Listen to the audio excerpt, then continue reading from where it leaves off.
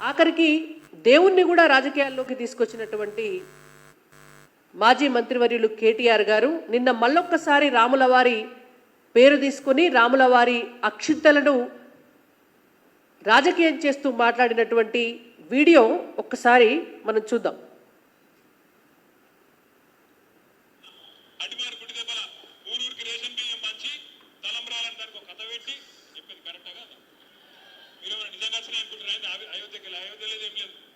ఏదో ఒక ఎలక్షన్ గెలిచింది మొన్న అటిమారి గుడి దెబ్బల ఊరూరికి రేషన్ బియ్యం పంచి తలంబ్రాలని దానికి ఒక కథ పెట్టి చెప్పేది కరెక్టా కదా?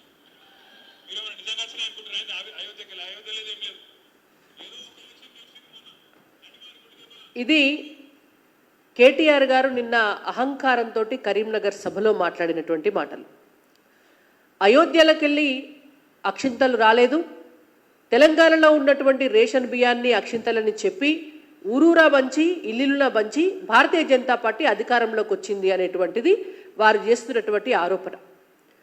మేబీ వాళ్ళు ఏమంటున్నామంటే రాజకీయాలు మాట్లాడదలుచుకుంటే బీజేపీ ఎట్లా అధికారంలోకి వచ్చింది, బీఆర్ఎస్ ఎట్లా అధికారాన్ని కోల్పోయింది అనేటువంటి దాని మీద పెద్ద డిబేట్ పెట్టచ్చు. కానీ రాముల వారి అక్షింతల మీద కనీస అవగాహన లేకుండా అవి తలంబ్రాలో తెలియదు, అక్షింతలో తెలియదు కేటీఆర్ గారికి. అయోధ్యలో ఉన్నటువంటిది బాలరాముడి గుడా తెలియదు, లేకపోతే సీతారాముడి గుడా తెలియదు కేటీఆర్ గారికి. అక్కడికి వెళ్ళి అక్షింతలు వస్తే వాటిని తలంబ్రాలని చెప్పి మాట్లాడుకుంటా ఇక్కడ ఉన్నటువంటి కంట్రోల్ బియ్యాన్నే అక్కడి నుంచి వచ్చినటువంటి అక్షింతలుగా పంచినారు అని చెప్పి హేళన చేస్తూ హిందూ సమాజాన్ని, హిందువుల మనోభావాలను దెబ్బతీసేటటువంటి విధంగా మాట్లాడినటువంటి కేటీఆర్ గారు ఇవాళ హిందూ సమాజానికి క్షమాపణ చెప్పాలి.